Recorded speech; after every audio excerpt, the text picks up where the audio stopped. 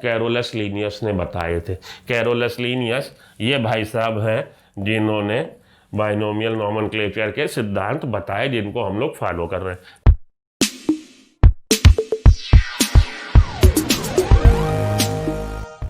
Hello, welcome to the Sumo biology online classes. चलिए, मैं सुमेश मोंगा आप लोग का एक बार फिर से वेलकम करता हूं।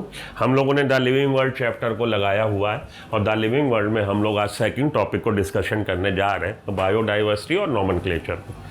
बायोडाइवर्सिटी और बायोनोमियल नोमेनक्लेचर को हम लोग इस वाले लेक्चर में डिस्कस करेंगे। चलिए चालू करते हैं, टाइम को सेव करते हैं क्योंकि हम लोग के पास टाइम काफ़ी कम है। इस समय हम लोग देख रहे हैं मिड सितंबर हो गया है और अगर नीट हुआ तो आपका मोस्ट प्रोबेबली मई के फर्स्ट वीक में ही होने की उम्मीद है। टल जाए तो 1 महीना टलेगा, तो बहुत कम हम लोग के पास समय है। हम लोग अपना समय बचाते हैं, तुरंत अपने चालू करते हैं। तो चलिए द लिविंग वर्ल्ड में biodiversity and binomial nomenclature. A large variety of living organism, be it potted plants, insects, birds, other animals and plants are present around us. कह रहा है कि हमारे चारों तरफ जीवन के विभिन्न रूप उपलब्ध है, हाजिर है। हम लोग अपने घिरे हुए हैं अपने चारों तरफ लिविंग ऑर्गेनिजम्स, अलग अलग लिविंग ऑर्गेनिजम्स हमारे चारों तरफ है।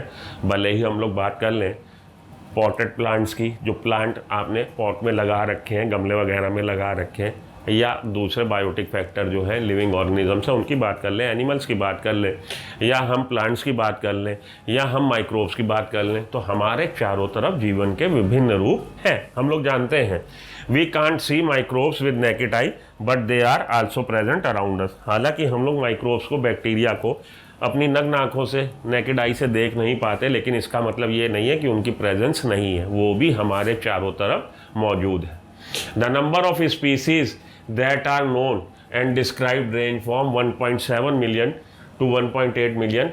There are approximately 1.2 million known species of the animals, whereas plant की known species 0.5 million plant species हैं। बोल रहा है कि भाई हमारे चारों तरफ जो स्पीसीज, जो डिफरेंट बायोलॉजिकल फॉर्म्स हैं, जीवन के विभिन्न रूप हैं, उनमें से जिनका डॉक्यूमेंटेशन हो गया है, जिनको हम लोग पहचान चुके हैं, जिनका क्लासिफिकेशन कर चुके हैं, वो near about 1.7 to 1.8 million species है। 1 मिलियन स्पीसीज, 1 मिलियन नंबर जो है इज इक्वल टू 10 लाख। इसका मतलब है कि लगभग 17 से 18 लाख स्पीशीज़, भले वो प्लांट हो भले वो एनिमल हो, हम लोग उसको पहचान चुके हैं और उसका डॉक्यूमेंटेशन है। ये 1.7 to 1.8 मिलियन स्पीसीज में फर्दर डाइवर्सिफिकेशन बाइफर्केट करके वो बता रहा है कि इसमें लगभग 1.2 मिलियन स्पीसीज एनिमल्स की हैं और 0.5 मिलियन स्पीसीज प्लांट्स की है। ये उसने ब्रेकअप करके और बता दिया। हालांकि ये डाटा आपकी बुक का नहीं है, एनसीईआरटी का। ये जो ब्रेकअप है ये मैंने आपको प्रोवाइड किया है। चलिए आगे, खैर कोई बात नहीं। This refers to the biodiversity. यही बायोडाइवर्सिटी, जीवन का विभिन्न रूप, जीवन की विविधता जो हमें देखने को मिल रही है, बायोडाइवर्सिटी यही है। क्या कि भाई 1.7 to 1.8 मिलियंस में आपको डिफरेंट प्लांट की स्पीसीज और डिफरेंट एनिमल की स्पीसीज और माइक्रोब मिल रहे हैं। This refers to the biodiversity और the number and types of organism present on earth. हमारी धरती पे विभिन्न तरह के ऑर्गेनिज्म है। Point to remember here is that we explore new area and even old ones, new organisms are continuously being identified. एक बात यहाँ ध्यान देने की ये है, जैसे जैसे हम किसी नए एरिया को एक्सप्लोर करते हैं, खोजते हैं और उसमें खुर्दबीनी से हम तलाश करते हैं, तो वो भी एरिया, नए एरिया में भी आपको नई स्पीसीज हो सकता है मिल जाए, जो हम लोग को अभी तक नहीं मालूम थी कि उनका अस्तित्व है, आपकी जानकारी में आ जाए। और ऐसा भी हो सकता है जिन एरियाज में हम पहले ये एक्सपीडिशन अपना चला चुके, ये अभियान चला चुके, वहीं पे अगर फिर से दोबारा से हम मेहनत करें तो हो सकता है, ये ज़रूरी नहीं हो ही जाए, तो हो सकता है कि हमको कुछ नई स्पीसीज हमारे नॉलेज में, जानकारी में आए। If we were to increase the area that you make observation in, the range and variety of organism that you see would increase. Obviously, if you were to visit a dense forest, you would probably see a much greater number and kinds of living organisms in it. Each different kind of plant, animals and organism that you see represents a species. अब बोल रहा है कि जब हम अपने घर से निकलते हैं, घर से निकलते ही कुछ दूर चलते ही है उसका घर। अरे उसका घर नहीं है भाई, घर से निकलते ही कुछ दूर चलते ही आपको कुछ ऑर्गेनिजम्स मिल जाएंगे। कुछ आपकी जानकारी में बायोडाइवर्सिटी आएगी। जैसे जैसे आप अपना दायरा बढ़ा रहे हैं, रेंज बढ़ा रहे हैं, घर से जितना दूर निकल रहे हैं उतने ज़्यादा आपको अवसर मिल रहे हैं। कौन से अवसर? वो अवसर पे ध्यान ना लगाओ। आपको ये अवसर मिल रहे हैं कि भैया आपको डिफरेंट लाइफ फॉर्म्स देखने को मिल रही है। बायोडाइवर्सिटी आपकी जैसे जैसे आप दायरा बढ़ा रहे हैं, रेंज बढ़ा रहे हैं, आपको जीवन के विभिन्न रूप देखने को मिलेंगे। और अगर आप डेंस फॉरेस्ट में चले जाएँ, आप किसी मेट्रोपॉलिटन सिटी में रहते हैं, दिल्ली में रहते हैं, बॉम्बे में रहते हैं, कहीं भी रहते हैं, अगर आप वहाँ से निकल के किसी डेंस फॉरेस्ट में चले जाए तो बॉम्बे में अगर आप 10 किलोमीटर रेडियस में घूम रहे हैं तो आपको नियर अबाउट मान लीजिए 1000 स्पीसीज या 2000 या 3000 समथिंग लाइक दैट जो मिल रही हैं। लेकिन उतना ही एरिया 10 किलोमीटर रेडियस का एरिया अगर आप किसी डेंस फॉरेस्ट में एक्सप्लोर करें तो आपको नंबर ऑफ स्पीसीज कहीं ज़्यादा मिलेंगी। नंबर ऑफ स्पीसीज कहीं ज़्यादा मिलेंगी, वाइल्ड वैरायटी आपको ज़्यादा मिलेगी। वाइल्ड कंडीशन में आपको फॉरेस्ट में नंबर ऑफ स्पीसीज आप ज़्यादा कन्फ्रंट करेंगे, ये बात कह रहा। तो जैसे जैसे आप दायरा बढ़ाते हैं ऑर्गेनिजम्स की स्पीसीज बढ़ने लगती है और डेंस फॉरेस्ट में ये बायोडाइवर्सिटी आपको ज़्यादा देखने मिलेगी। तो डेंस फॉरेस्ट में जब भी आप निकले हैं या किसी भी आप संपर्क में किसी ऑर्गेनिज्म के आए हैं तो हर ऑर्गेनिज्म अपने आप में एक स्पीशीज़ को रिप्रेजेंट कर रहा है। ऑर्गेनिज्म क्या है? किसी स्पीशीज़ को रिप्रेजेंट कर रहे हैं।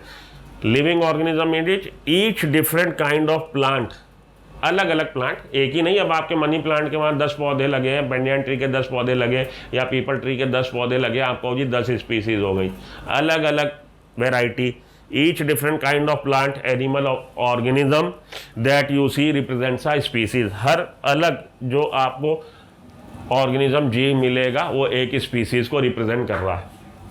ठीक, एज स्टेटेड अर्लियर, जैसा कि ऊपर बताया गया, there are millions of species of plants and animal in this world. We know the plants and animals in our area by their local name. हम जानते हैं कि जैसा ऊपर अभी हम लोगों ने जिक्र किया कि हर ऑर्गेनिज्म जो है, भले वो प्लांट हो भले वो एनिमल हो, वो एक स्पीसीज को रिप्रेजेंट कर रहा।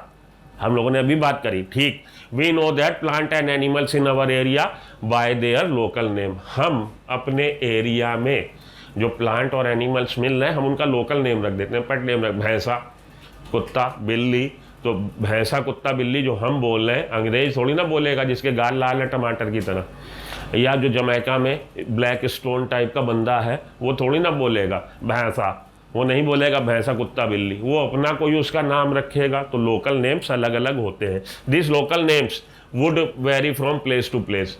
और ये लोकल नेम जो है वो हर प्लेस में अलग होते हैं। तो जैसे आप यहीं देख लीजिए, इंडियन में पंजाबी भरा होएगा अपना, तो वो कुत्ते नू की कहेगा? वो कुत्ते नू कुत्ता नहीं कहेगा, वो कुछ और कहेगा, हम कुत्ता कहेंगे। और अगर आप वहाँ चले गए आसाम में, मिज़ोरम में, तो वहाँ पे कुत्ते के लिए कुछ और, डॉग के लिए कुछ और लोकल नेम हो सकता है। तो अपने ही कंट्री में देख लीजिए आप, स्टेट चेंज हुई तो लोकल नेम चेंज हो जाएगा, और कंट्री चेंज होगी तो कहने ही क्या, और कॉन्टिनेंट चेंज हो गया तो कहने ही क्या। कहने का मतलब ये है ऑल ओवर द वर्ल्ड कहीं पे भी कोई ऑर्गेनिज्म स्पीसीज मिल रही है तो उसको वहाँ के लोकल नेम के हिसाब से आदमी नाम कर देता है।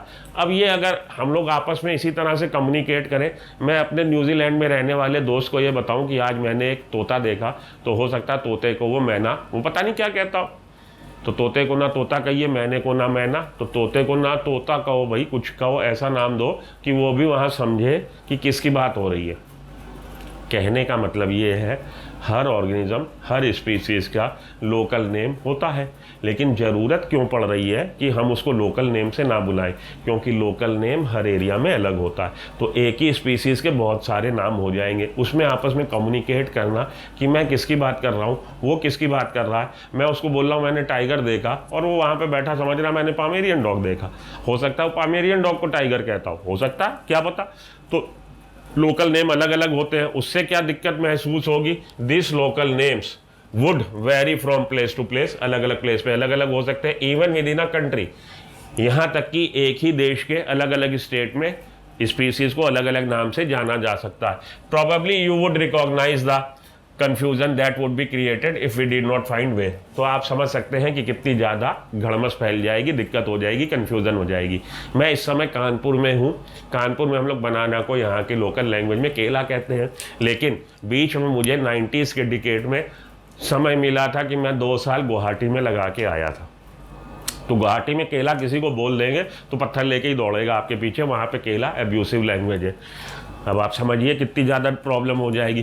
Probably you would recognize that would be created, confusion would be created, we did not find ways and means to talk to each other to refer the organisms we are talking about। इसलिए हमें क्या करना है, हमें कोई ऐसा scientific तरीका निकालना है कि हम किसकी बात कर रहे हैं, उस बात को लेके कोई शक व शुबा ना हो, कोई डिफरेंस ना हो। तो हर ऑल ओवर द वर्ल्ड, किसी भी स्टेट में, किसी भी कंट्री में, किसी भी सब कॉन्टिनेंट में, किसी भी कॉन्टिनेंट में जिस स्पीसीज के लिए जो बात हो रही साइंटिफिक नेमिंग से, वो ऑल ओवर द वर्ल्ड एक ही नाम से जानी जाएगी। तो ये दिक्कत आपस में कम्युनिकेशन की दूर हो जाए। हम लोग ये चाहते हैं कोई आपस में वो ना बने भाई, कोई डिस्प्यूट का मैटर ना बने या कोई दिक्कत ना हो। तो नॉमेनक्लेचर, अब ये जो लैंग्वेज है ये आपकी बुक की नहीं है, एनसीईआरटी की नहीं है। इससे आपको खाली कॉन्सेप्ट डेवलप करना है कि नॉमेनक्लेचर है क्या। तो जो नीट के बच्चे हैं उनके लिए नॉमेनक्लेचर को समझाने के लिए ये बात मैंने लिखी है, और कोई 11th का बच्चा अगर इस लेक्चर को देख रहा है तो उसके काम आ सकता है एकेडमिक पॉइंट ऑफ व्यू से कि नॉमेनक्लेचर क्या है। There is a need to develop standard procedure for the naming of the living organism. इस चीज़ की आवश्यकता महसूस होने लगी कि हम कोई ऐसा साइंटिफिक तरीका निकाले नेमिंग करने का, नाम रखने का, नामकरण करने का ऑर्गेनिज्म का, कि वो ऑल ओवर द वर्ल्ड एक ही नाम से जाना जाए। There is need to develop standard procedure of naming of living organism such that a particular organism is known by the same name, कि जिससे पर्टिकुलर ऑर्गेनिज्म एक ही नाम से ऑल ओवर द वर्ल्ड जाना जाए। This process is called nomenclature. ये जो तरीका है ये तरीका नॉमेनक्लेचर है। It is the science of providing distinct and proper name. ध्यान से सुनिएगा, नॉमेनक्लेचर क्या है? इट इज़ द साइंस, ये विज्ञान है। साइंस किस चीज़ की है? It is the science of providing proper and distinct name.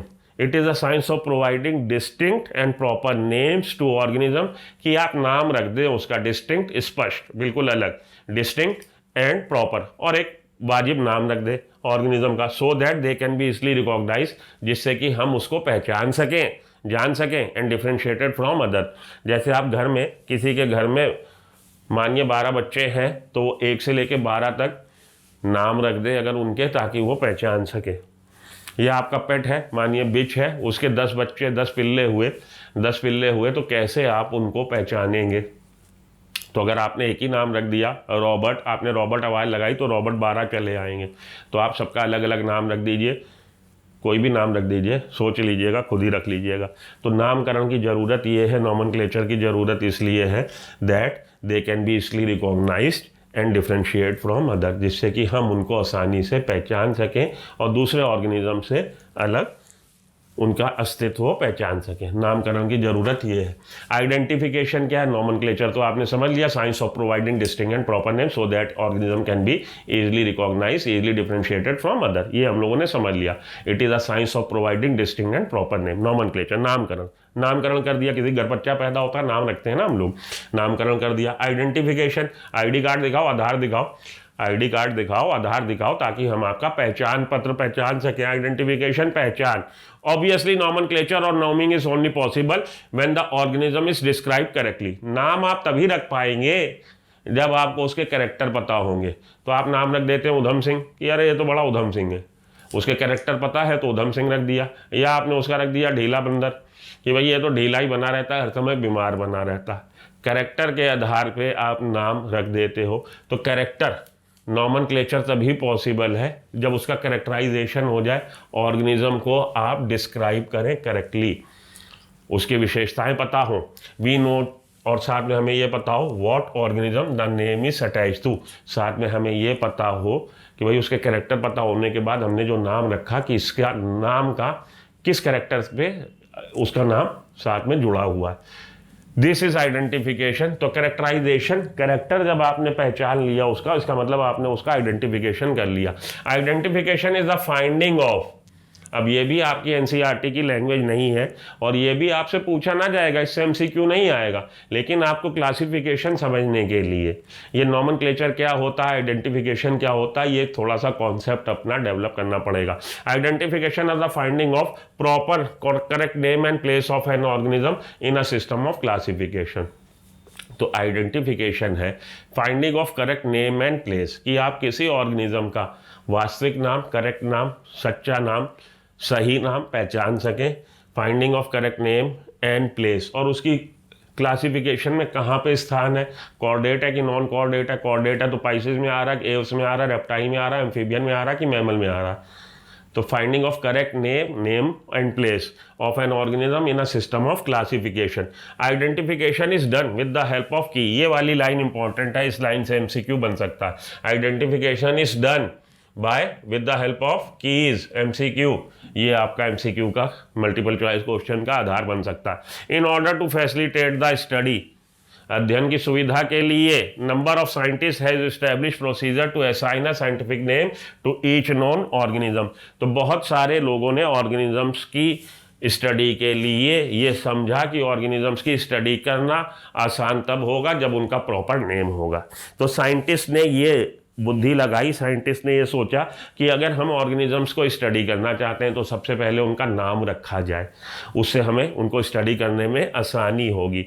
In order to facilitate the study, अध्ययन की सुविधा के लिए, number of scientist have establish procedure to assign a scientific name to each known organism. Scientist ने क्या सोचा कि हम कोई ऐसा तरीका लाएं जिससे ऑर्गेनिजम्स का नामकरण हो। This is should be acceptable to biologist all over the world. और ये ऐसा तरीका होना चाहिए जो पूरे संसार में जो जीव वैज्ञानिक हैं उनके द्वारा एक्सेप्टेड हो। Biologist follow universally accepted principles. जो जीव वैज्ञानिक हैं, बायोलॉजिस्ट फॉलो करते हैं ऐसे प्रिंसिपल, ऐसे क्राइटेरिया, ऐसे सिद्धांत जो कि यूनिवर्सली एक्सेप्टेड हो, ऑल ओवर द वर्ल्ड वो सिक्का चलता हो। जैसे आप आईसीसी को सुनते हैं, जो हमारी इंटरनेशनल क्रिकेट काउंसिल है, गवर्न करती है, आईसीसी गवर्न करती है क्रिकेट के नियम को। तो क्रिकेट कहीं भी खेला जाए पूरे वर्ल्ड में, वो उसके नियम कौन निर्धारित कर रहा है? आईसीसी निर्धारित कर रहा है। तो आईसीसी गवर्निंग बॉडी हो गई जिसने मापदंड बना दिए, क्राइटेरिया बना दिए, बेंचमार्क सेट कर दिया कि भाई ये हमारे नियम कानून शर्तें हैं, टर्म कंडीशन है, प्रिंसिपल्स एंड क्राइटेरिया हैं जिसके आधार पे आपने क्रिकेट खेलना है। ठीक है, तो वो कौन निर्धारित कर रहा है? एक गवर्निंग बॉडी है। इसी तरह से बायोलॉजिस्ट ने क्या तरीका निकाला? वो कोई ऐसा तरीका ईजाद करना चाहते थे कि ऑल ओवर द वर्ल्ड जो भी टर्म कंडीशन तय हो जाए उसी टर्म कंडीशन के हिसाब से नामकरण किया जाए। तो biologist follow the universally accepted principal, universally accepted principal की ऑल ओवर द वर्ल्ड वो प्रिंसिपल्स जो है, सिद्धांत जो है वो यूनिवर्सली एक्सेप्टेड हो, सब उसको माने। टू प्रोवाइड साइंटिफिक नेम, जिससे कि हम ऑर्गेनिजम्स का नामकरण, हम उसको केला ना बुलाएं। केला बुलाएंगे तो दिक्कत हो जाएगी। यूपी का आदमी गुवाहाटी में जाके गुवाहाटी के आदमी से कहेगा केला दे दो, वो केला तो नहीं देगा, 2 रसीद दे देगा। ठीक, तो ऐसा तरीका हो, एक तरीका ऐसा बायोलॉजिस्ट के लिए कि ऑल ओवर द वर्ल्ड उसी नाम से जाना जाए। In order to facilitate the study, number of scientist, ये आपका पिछले वाला ही फिर से स्टेंजा रिपीट हो गया, इसको बाईपास करिए, डबल हो गया है, आगे चलते हैं। For plants botanist agree to provide scientific name and signed agreement for it. Plants के लिए जो हम लोगों ने यूनिवर्सली एक्सेप्टेड प्रिंसिपल के हिसाब से नाम रखने को जो तय किया प्लांट्स के केस में, बॉटनिस्ट हमारे वनस्पति वैज्ञानिक, for plants botanist agree to provide scientific name. Botanist जो थे, वनस्पति वैज्ञानिक जो थे, वो इस निष्कर्ष पे पहुंचे, उन्होंने ये आपस में एग्रीमेंट किया, आपस में रजामंदी करी कि हम लोग साइंड एग्रीमेंट, रजामंदी करी, एग्रीमेंट साइन किया कि हम लोग प्लांट्स का जो नॉमनक्लेचर करेंगे, नाम रखेंगे based on principle and criteria. हम लोग एक सिद्धांत को फॉलो करेंगे, एक क्राइटेरिया, मापदंड को, दृष्टिकोण को फॉलो करेंगे। कौन से दृष्टिकोण को? Which were provided in the international code for botanical nomenclature.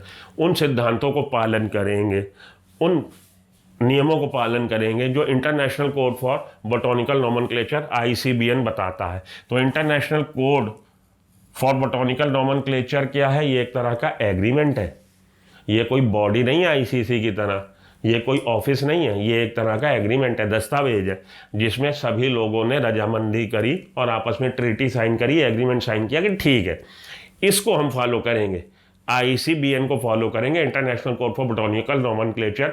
इसमें जो क्राइटेरिया, मापदंड, शर्तें हैं, उन्हीं क्राइटेरिया के हिसाब से, उन्हीं प्रिंसिपल के हिसाब से हम लोग प्लांट का नॉमनक्लेचर करेंगे, नाम रखेंगे। ICBN is first accepted in 1961। ये वाली लाइन आपकी NCERT में नहीं दी, इसको आप लोग ध्यान से लिख लीजिएगा, नोट कर लीजिएगा। ICBN is first accepted in 1961। इसी तरह से ये तो बात हो गई प्लांट के लिए, बॉटनिस्ट वगैरह ने जो एग्रीमेंट कर लिया। इसी तरह से एनिमल के लिए देख लीजिए, animal taxonomist have evolved, animal के जो टेक्सोनॉमिस्ट थे उन्होंने have evolved international code of zoological nomenclature, उन्होंने तरीका निकाला international code of zoological nomenclature, ICZN form किया। तो ICBN जो ट्रीटी साइन हुई, जो एग्रीमेंट साइन हुआ, वो बॉटनिस्ट के बीच में हुआ, और ICZN international code of zoological nomenclature, ये ट्रीटी साइन हुई, ये एग्रीमेंट साइन हुआ है जूलॉजिस्ट के बीच में। उन्होंने रजामंदी करी कि ICZN जो कहेगा उसमें जो टर्म कंडीशन क्राइटेरिया प्रिंसिपल निर्धारित कर दिए गए, हम लोग बायोलॉजिकल नॉमेनक्लेचर उन प्रिंसिपल पे, उन मापदंडों पे करेंगे। First edition of ICZN, first edition कब आया? 1961 में, और रिवाइज सेकेंड एडिशन कब आया? 1963 में। तो ये जो दो लाइनें हैं आपके NCERT के बाहर की हैं, नोट कर लीजिएगा। आगे चलते हैं। ठीक, अब ये बायनोमियल नॉमेनक्लेचर जो हम लोगों ने तरीका निपटाया है, एक्सेप्ट किया है, वो प्रिंसिपल और सिद्धांत किसके बताए थे या किस पे आधारित थे? वो प्रिंसिपल और सिद्धांत जो ICZN या ICBN फॉलो कर रहा है। ICZN international code for zoological nomenclature and ICBN international code of botanical nomenclature. वो जो प्रिंसिपल क्राइटेरिया या सिद्धांत जो फॉलो कर रहे हैं, बेसिकली वो किसने बताए थे? कैरोलस लीनियस ने बताए थे। कैरोलस लीनियस ये भाई साहब हैं जिन्होंने बाइनोमियल नॉमेनक्लेचर के सिद्धांत बताए, जिनको हम लोग फॉलो कर रहे हैं। चलिए देखते हैं क्या है कैरोलस लीनियस। आइए कैरोलस लीनियस पे आइए। Carolus Linnaeus botanist, zoologist, physician who formalise binomial nomenclature, जिन्होंने बाइनोमियल नॉमेनक्लेचर की अवधारणा दी और बाइनोमियल नॉमेनक्लेचर को फॉर्मुलाइज की, उनका सोच थी, उन्होंने ये फार्मूला निकाला। The modern system of naming organism, ये मॉडर्न सिस्टम है ऑर्गेनिज्म को नाम करने का। He is known as father of modern taxonomy, ये लिख लीजिएगा, father of modern taxonomy Carolus Linnaeus. Gave principle of nomenclature, उन्होंने नॉमेनक्लेचर के सिद्धांत बताए नामकरण के। He developed the scientific system of naming species, तो साइंटिफिक सिस्टम स्पीसीज को नेम करने का किसने दिया? बायनोमियल नॉमेनक्लेचर के मतलब कैरोलस लीनियस ने दिया। साइंटिफिक सिस्टम स्पीशीज को नेम करने का किसने दिया? कैरोलस लीनियस ने दिया। It is known as binomial nomenclature. और ये जो प्रिंसिपल थे, ये सिद्धांत थे, ये इन्होंने अपनी बुक फिलोसोफिया बोटोनिका में पब्लिश किए। तो बुक का नाम फिलोसोफिया बोटोनिका, और पब्लिश किए इन्होंने कब? ये बुक पब्लिश हुई है 1751 में। तो बाइनोमियल नॉमेनक्लेचर के प्रिंसिपल किसने बताए? एक तरह से बताए कैरोलस लीनियस ने। किस बुक में बताए? वो बुक पब्लिश हुई फिलोसोफिया बोटोनिका नाम से 1751 में। तो उसमें term condition criteria principle modern system naming का स्पीसीज का बताया गया, जो बाद में एक्सेप्ट कर लिया गया। This is a system of providing a name with to component. ये जो सिस्टम है बायनोमियल, बायनोमियल का मतलब कि जो हम स्पीसीज का नाम रखेंगे वो दो वर्ड से मिलके बना होगा, उसमें दो कंपोनेंट होंगे। तो पहला कंपोनेंट बता रहा है जेनेरिक नेम को, जीनस को, और दूसरा कंपोनेंट बता रहा है स्पेसिफिक एपिथेट, स्पीसीज को। This is a system of providing a name with two components.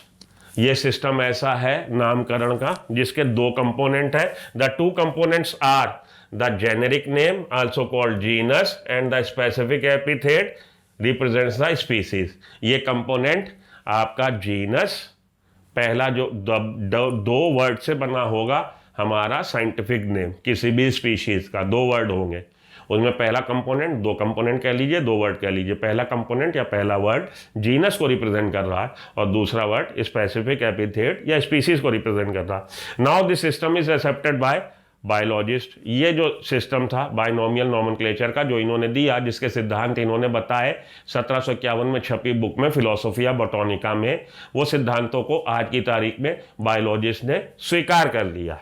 Now this system is being accepted by biologist all over the world. पूरे संसार में एक्सेप्टेंस आ गई। Linnaeus describe 5900 species of plants in his book species plantarum. तो इनकी book species plantarum में इन्होंने उस समय की मौजूद उस समय की डिस्क्राइब्ड कह लीजिए या उस समय की रिकॉग्नाइज्ड कह लीजिए 5900 स्पीसीज प्लांट्स का डिस्क्रिप्शन दिया था अपनी बुक में, जिसका कि नाम था स्पीसीज प्लांटेरम।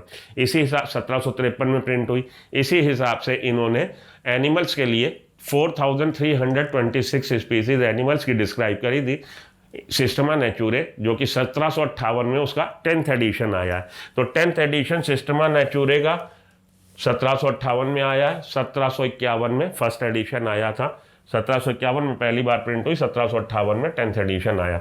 आपने 10th एडिशन को याद में रखना। Rules of binomial nomenclature. Rules, क्या रूल है बाइनोमियल नॉमेनक्लेचर के? Let us take the example of mango plant. अब हम मैंगो प्लांट से इसको समझाने की कोशिश करते हैं to understand the way of providing scientific name. तो मैंगो प्लांट के एग्जांपल उठाते हुए हम लोग ये देखते हैं कि क्या तरीका हम लोगों ने, क्या प्रिंसिपल फॉलो करने हैं एक साइंटिफिक नेम देने के स्पीसीज के। ठीक है जी, चलिए मैंगो प्लांट पे आइए। The scientific name of the mango is written as Mangifera indica. ये साइंटिफिक नेम है, बॉटनिकल नेम है मैंगो प्लांट का, Mangifera indica. Let us see how it is the binomial name. अब हम देखते हैं कि साइंटिफिक नेम कैसे है, बाइनोमियल नेम कैसे है। In this name Mangifera indica, Mangifera represents the genus. तो अभी हम लोगों ने बात करी बाइनोमियल नॉमेनक्लेचर में जो फर्स्ट कंपोनेंट होगा वो जीनस को रिप्रेजेंट करेगा, अभी 2 सेकंड पहले बात करी। इस हिसाब से मैंगीफेरा क्या बता रहा है, जीनस को बता रहा, while indica is the particular species. और इंडिका क्या है, एक स्पीसीज है। और स्पेसिफिक एपिथेट, या उसके लिए हम टर्म यूज कर सकते हैं कि स्पेसिफिक एपिथेट है। Other universal rules of nomenclature are as follow. और जो दो, ये तो एक मेन बात हो गई कि जो साइंटिफिक नेम होगा उसमें 2 कंपोनेंट होंगे। पहला कंपोनेंट बता रहा जीनस को, दूसरा कंपोनेंट बता रहा स्पेसिफिक एपिथेट को। इस तरह से अगर हम देखें तो मैंगो का जो बॉटनिकल नेम है मैंगीफेरा इंडिका, उसमें मैंगीफेरा जीनस को बता रहा है और इंडिका स्पेसिफिक एपिथेट को बता रहा है। आगे चलिए, biological names are generally in Latin. अब इसका पहला सिद्धांत समझ लीजिए कि जब भी हम बायोलॉजिकल नेम रखेंगे, साइंटिफिक नेम रखेंगे किसी भी स्पीसीज का, भले वो प्लांट की हो भले वो एनिमल की हो, तो हम लोग उसका जो नामकरण करते हैं लैटिन लैंग्वेज में करते हैं। हमेशा लैटिन लैंग्वेज यूज होगी। ये MCQ है। एक MCQ ये बनता है कि why Latin language is use in case of scientific naming of the organism. किस लैटिन लैंग्वेज क्यों यूज करी जाती? तो आंसर है इसका because Latin language is a dead language. क्योंकि लैटिन लैंग्वेज डेड लैंग्वेज है। डेड लैंग्वेज का मतलब यह है कि अब उसमें कोई भी अमेंडमेंट नहीं हो रहा, कोई भी उसमें चेंज फेरो बदल नहीं होगा। उसका व्याकरण, उसकी परिभाषा, उसके वर्ड, उसके ग्रामर, वो सारी चीज़ें वही रहेगी, स्पेलिंग वही रहेंगे, उसमें अब चेंज नहीं होगा। तो लैटिन लैंग्वेज एक डेड लैंग्वेज है, इसलिए हम लोग बायोलॉजिकल नॉमेनक्लेचर में, साइंटिफिक नेमिंग में लैटिन लैंग्वेज को यूज़ करते हैं। पहला बात। दूसरी बात, रिटर्न इन इटैलिक्स, कि अगर ये प्रिंटेड होंगे तो स्लांटेड प्रिंट होंगे। जैसे आप देखिए मैंगीफेरा इंडिका, ऐसे प्रिंट है मैंगीफेरा इंडिका, तो इटैलिक्स में प्रिंट होंगे। ठीक, और वर्ड क्या होगा, लैंग्वेज क्या होगी, लैटिन लैंग्वेज होगी। दे आर लैटिनाइज्ड और डिराइव्ड फ्रॉम लैटिन लैंग्वेज। और अगर इंग्लिश के किसी अंग्रेज ने अगर नामकरण रख दिया तो उसको हम लोग लैटिनाइज कर देंगे, लैटिन ड्रिवन कर देंगे। ये बात। चलिए आगे चलते हैं। दूसरा, each organism is given only one name consisting of 2 word. तो जो पहले हम लोग डिक्लेयर कर चुके कि ऑर्गेनिज्म की नेमिंग में हम देखेंगे कि उसके साइंटिफिक नेम में 2 कंपोनेंट होंगे। वो बात फिर से यहाँ पे कि each organism is given only one name, एक ही नेम से जाना जाएगा ऑल ओवर द वर्ल्ड। तो धरती से लेके आकाश तक, भाई कन्याकुमारी से लेके कश्मीर तक और इंडिया से लेके अमेरिका चक्कर लगा के आ जाइए, पूरे वर्ल्ड में वो एक ही नाम से जाना जाएगा। One name consisting of 2 word, जिसमें 2 वर्ड होंगे, जेनरिक नेम होगा और स्पेसिफिक एपिथेट होगा। The first word in a biological name represents the genus. First word किसको रिप्रेजेंट कर रहा, जीनस को, while the second component denotes the specific epithet, और सेकेंड कंपोनेंट स्पेसिफिक एपिथेट को बता रहा है। And then the name of the author, और आखिरी में इन दोनों के बाद नेम ऑफ द ऑथर या नेम ऑफ द डिस्कवरर आ रहा, फुल फॉर्म में और एब्रीवेटेड फॉर्म में। The name of the author is kept in Roman language. Author का नाम या उसको डिस्कवरर का नाम या उसको खोज करने वाले या उसको डिस्क्राइब करने वाले का नाम रोमन लैंग्वेज में होगा। लैटिन लैंग्वेज में नहीं होगा। Name of the author appears after the specific epithet, और ऑथर का नाम स्पेसिफिक एपिथेट के बाद लिखा जाएगा at the end of the biological name, and is written in abbreviated form, abbreviated form में लिखा जाएगा, जैसे कि मैंगीफेरा इंडिका के बाद LINN लिन लिखा जाता है। लिन यहाँ पे बेसिकली किसके लिए हो रहा है, डिनोटेड किसके लिए है, लीनियस के लिए। Linnaeus was the scientist who discovered and describe the Mangifera indica. तो अभी तक आपने क्या पढ़ा, दो नियम पढ़ लिए। एक तो ये लैटिन लैंग्वेज होगा, इटैलिक्स में प्रिंट होगा, और अगर हैंड रिटन है तो सेपरेटली अंडरलाइन होगा। दूसरी बात यह थी कि दो वर्ड से बना, दो कंपोनेंट से बना। पहला कंपोनेंट जीनस को बता रहा, दूसरा कंपोनेंट स्पेसिफिक एपिथेट को बता रहा। और कई बार हम लोग देखेंगे कि स्पेसिफिक एपिथेट के बाद डिस्कवरर का नाम होता है, फुल फॉर्म हो सकता है। छोटा सा नाम है राम तो पूरा लिख दिया, अगर लंबा नाम है तो आपने एब्रीवेटेड फॉर्म में लिख दिया, लीनियस को जैसे LINN लिख दिया। तो मैंगीफेरा इंडिका के बाद अगर लिन लिखा है, it is the indicative that Mangifera indica species is describe and discovered by अपने लीनियस बाउजी। ठीक, थर्ड पे आ जाइए। Both the word in a biological name when hand written are separately underline. अभी मैंने ये चीज़ बताई थी कि भाई अगर प्रिंट्स में है तो इटैलिक्स है, अगर हैंड रिटन है तो उसको हम लोग अंडरलाइन कर देंगे, और प्रिंटेड इन इटैलिक्स, बात हो गई। फोर्थ पॉइंट पे आइए। The first word denoting, fourth point है the first word denoting the genus start with the capital letter. जो पहला कंपोनेंट है जो जीनस को बता रहा, उसका फर्स्ट अल्फाबेट कैपिटल होगा। वेयर एज सेकंड कंपोनेंट जो कि स्पेसिफिक एपिथेट को बता रहा है, उसका जो पहला अल्फाबेट होगा वो लोअर केस से होगा, स्मॉल जिसको हम लोग बोल देते हैं।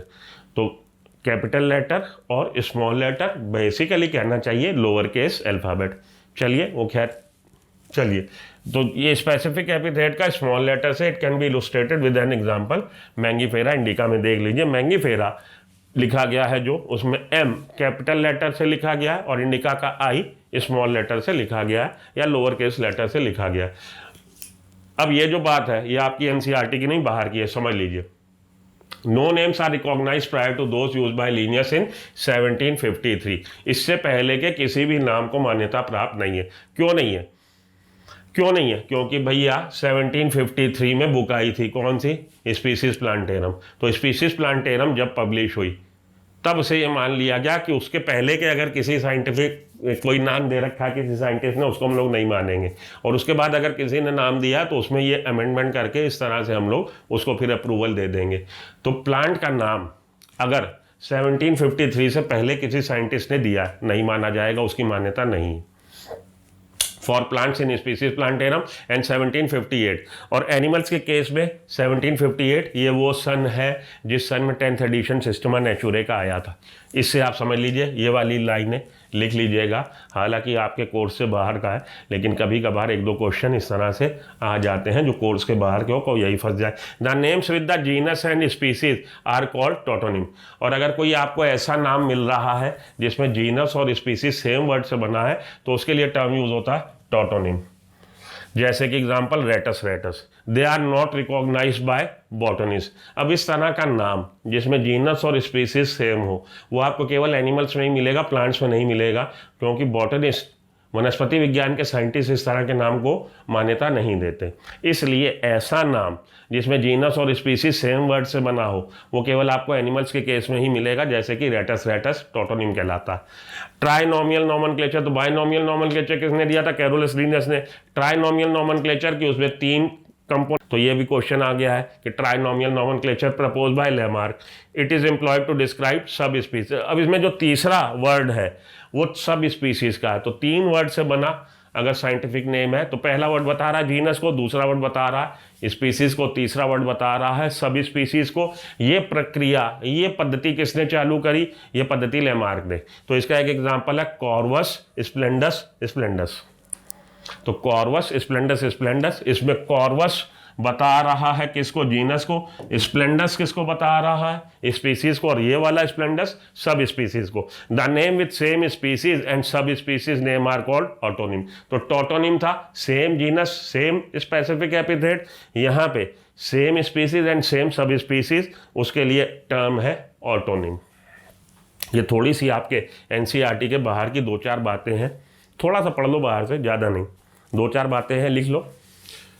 Eight present there are 5 codes of nomenclature. आज की तारीख में 5 पद्धति या 5 कोड है। आपकी बुक में 2 दे रखे हैं, international code for zoological nomenclature and international code for botanical nomenclature. International code for botanical nomenclature basically किसके लिए है? प्लांट्स के लिए। और international code for zoological nomenclature for animals. ये 2 तो आपको मालूम ही है, इसको क्या मैं बोलूं। आगे चलते हैं, जो 3 और आपको बताने। International code of bacteriological nomenclature, ICNB, international code of bacteriological nomenclature. ICVN, international code for viral, ICVN international code for virus, virus के नाम रखने के लिए, international code for viral nomenclature. ICBN international code of bacteriological nom, bacteria के लिए, virus के लिए। और ICNCP, ICNCP ये कौन सा है? International code for cultivated plants. ठीक है जी, चलिए आगे चलें। अब हम लोग आ रहे हैं क्लासिफिकेशन एंड टेक्सोनॉमी। तो ये आपका तीसरा इस चैप्टर का टॉपिक हो जाएगा, क्लासिफिकेशन एंड टेक्सोनॉमी। इसको हम लोग नेक्स्ट टर्न के लिए रखते हैं। आज के लिए इतना काफ़ी। आशा करता हूँ कि आप लोग को एंजॉय किया होगा। नहीं किया तो भैया पैसे थोड़ी ना लगे हैं, चिंता ना करो, एंजॉय मिलेगा। लगे रहिए, बने रहिए साथ। लाइक बटन हिट कर दीजिए और मेरा चैनल सब्सक्राइब कर लीजिए ताकि आपको अपडेट आती रहे। आपको फरवरी तक सारे लेक्चर, मैं DPP के, मैं आपके लास्ट ईयर के नीट के पेपर के डिस्कशन के, कैसे रटना है, क्या करना है, क्या हाईलाइट है, हर टॉपिक की, हर सब्जेक्ट की, हर चैप्टर की आपको अप टू डेट मिलेगी। कैसे प्रिपरेशन करनी मिलेगी। तो सब्र रखिए और बने रहिए इस सुहाने सफ़र में मेरे साथ। तो तब तक के लिए till then good luck, goodbye. Enjoy करिए, पढ़िए। Do whatever what to do but not do, क्या ना करें कि आप do whatever what to do, उसको ना डू करें, बाकी और सारी बातें करें। पढ़ाई में ध्यान दें, खूब अच्छे से पढ़ें। मिलते हैं नेक्स्ट लेक्चर में इसी तरह से एक झमाझम रिपोर्ट के साथ। Have a nice day. मिलते हैं ब्रेक टिप।